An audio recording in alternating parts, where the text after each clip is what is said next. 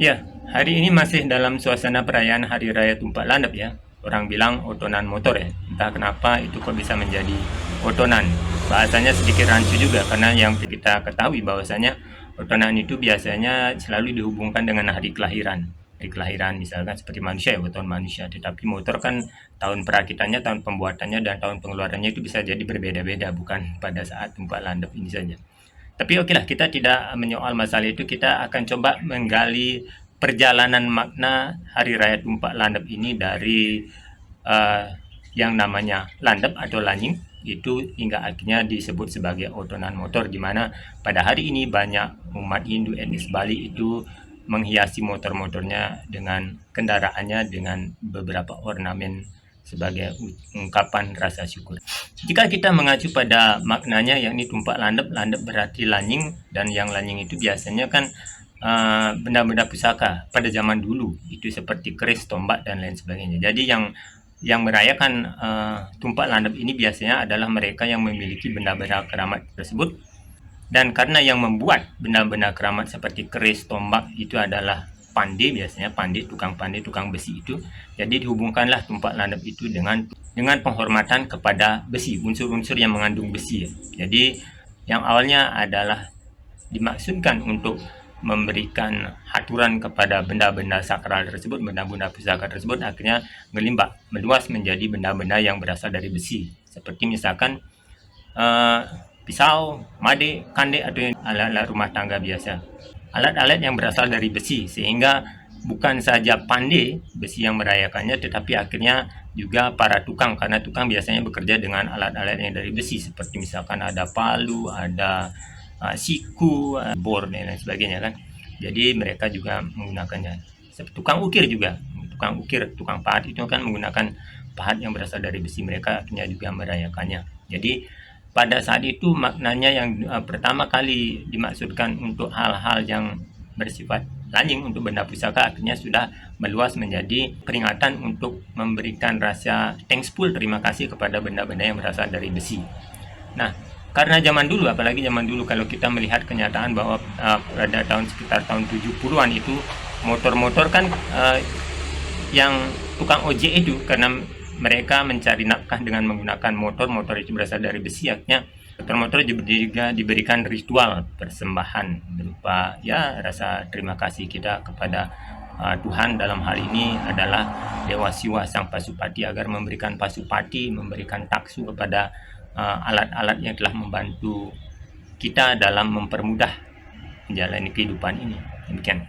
Walaupun dari sisi spiritual, jika kita melihatnya dari sisi spiritual ini, Tumpak Landep ini kan merupakan satu rangkaian besar yang diawali dengan Hari Raya Saraswati pada waktu waktu gunung runtuh itu kan, ketika ada gunung runtuh, gunung meletus itu kan akhirnya memunculkan berbagai keinginan untuk menggali ilmu pengetahuan tersebut. Ada ilmu pengetahuan tentang vulkanologi, teknologi, ilmu pengetahuan tentang gempa. Jadi pada waktu gunung itu diperingatilah sebagai Hari Raya Saraswati. Setelah Saraswati ini ada upacara yang namanya Banyu Pinaruh. Jadi ilmu yang sudah didapatkan tersebut hendaknya disucikan, kita mencucikan diri agar apa yang kita perlukan, apa yang kita dapatkan dari ilmu pengetahuan tersebut bisa dipergunakan dengan baik. Karena bagaimanapun orang bilang the man behind the gun, artinya ilmu itu bisa menjadi baik jika yang menggunakannya baik, dan bisa juga menjadi tidak baik, menjadi berbahaya jika orang yang menggunakannya itu untuk motif dan tujuan yang tidak baik. Nah, setelah upacara Banyu Pinaruh ini, beberapa hari kemudian ada perayaan yang disebut dengan Pagar Wesi. Kalau dirunut dari bahasanya, pagar besi itu adalah pagar besi.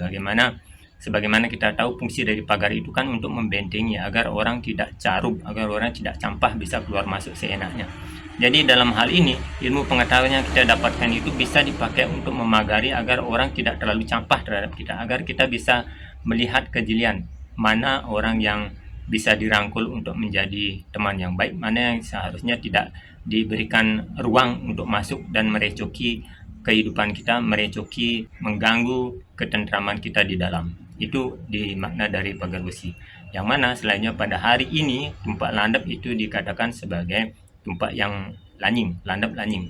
Artinya ilmu pengetahuan yang sudah kita pakai untuk membentengi diri itu sewaktu-waktu mesti tetap kita pertajam kembali, kita asah kembali, karena supaya ini tidak menimbulkan kesombongan. Long life education artinya sepanjang hidup kita selalu untuk menuntut ilmu pengetahuan, ada sesuatu hal-hal yang baru yang tetap harus kita pelajari kembali, dan ini tidak boleh membuat kita arogan, membuat kita sombong bahwasanya kita sudah mengetahui banyak hal. Sehingga nanti di Buddha diharapkan ilmu pengetahuan ini dapat dipakai untuk membuat ukiran-ukiran. Ukiran itu biasanya kan indah. Ilmu pengetahuan ini bisa dipakai untuk memperindah kehidupan, untuk menghaluskan budi pekerti kita. Jadi benar-benar bermanfaat ilmu pengetahuan yang telah diturunkan ini, bukan untuk membodohi orang, bukan untuk menyusahkan orang, tetapi lebih untuk membuat kehidupan ini menjadi lebih baik untuk diri sendiri maupun orang lain.